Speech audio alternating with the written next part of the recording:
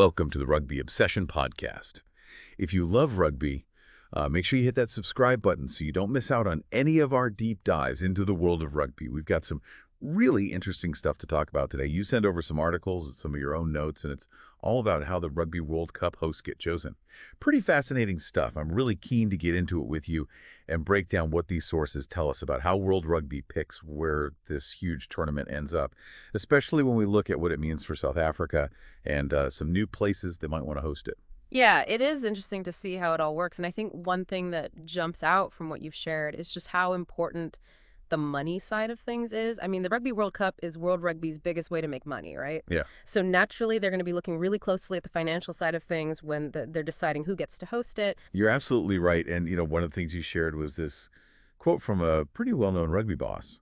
They said, "I don't think South Africa can compete financially to host the World Cup anymore. The World Cup is the only real revenue stream for World Rugby, so they will always go where the big money can be made." Which really kind of leaves it bare, doesn't it? It's all Right. about the money. Yeah, it does. And it's kind of tough when you think about South Africa's history with rugby. I mean, they've got such a strong rugby culture, and they'd love to host again after that amazing World Cup they had back in 1995. But based on this, it sounds like it'll be a real uphill battle for them. It does. Your notes also mentioned that South Africa has been kind of overlooked by World Rugby when it comes to talking about who's going to host in 2035 and 2039.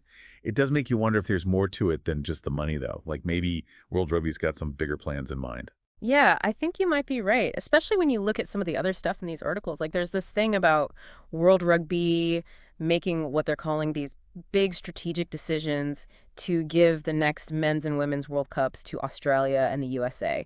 It seems like they might be trying to tap into some bigger markets there. That makes sense. And then on top of that, there's this whole conversation that's starting up about maybe having some sort of regional rotation system for the World Cup in the future. Exactly. I mean, even Alan Gilpin, the CEO of World Rugby, he was quoted saying, "It's almost like a regional rotation. We've never had that discussion strategically in World Rugby before, but that's probably the way the discussion has got to go."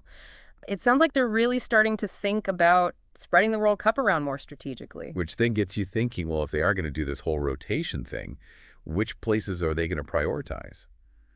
And, I mean, there's already talk about maybe taking the 2035 and 2037 World Cups back to Europe. Right. And then you've got these really interesting bids coming in from some unexpected places. Spain, for example. Imagine a World Cup match being played in Camp Nou in Barcelona, or Real Madrid's Santiago Bernabeu Stadium. Those are some massive and iconic venues. Yeah, it'd be absolutely incredible. Can you imagine the atmosphere? Yeah. Talk about taking the Rugby World Cup to a whole new level. And it looks like they're serious about it, too. Your notes mentioned that the Spanish Rugby Federation, the government there, and even La Liga, which runs the football, are all talking about how they can make those stadiums available for the World Cup.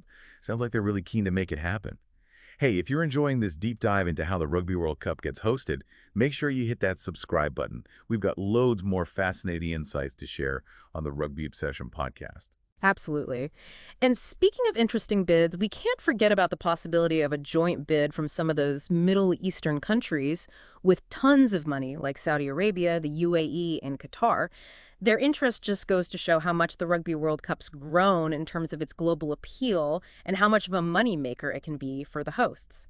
So it looks like World Rugby's got this kind of balancing act going on. On one hand, they want to make as much money as possible, so they're partnering up with countries that have really deep pockets. But then on the other hand, they're also thinking about how to make the World Cup a truly global event. So maybe this regional rotation idea will become a reality.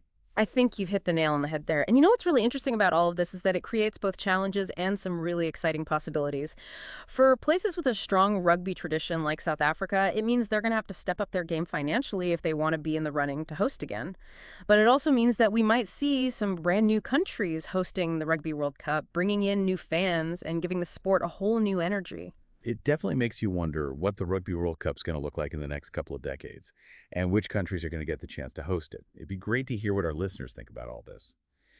What do you guys make of this whole shift in how the World Cup hosts are chosen? Jump into the comments and let us know. Yeah, it's going to be fascinating to see how all of this plays out. It'll be interesting to see what happens with this regional rotation idea and whether those bids from new places actually come to fruition. You got it.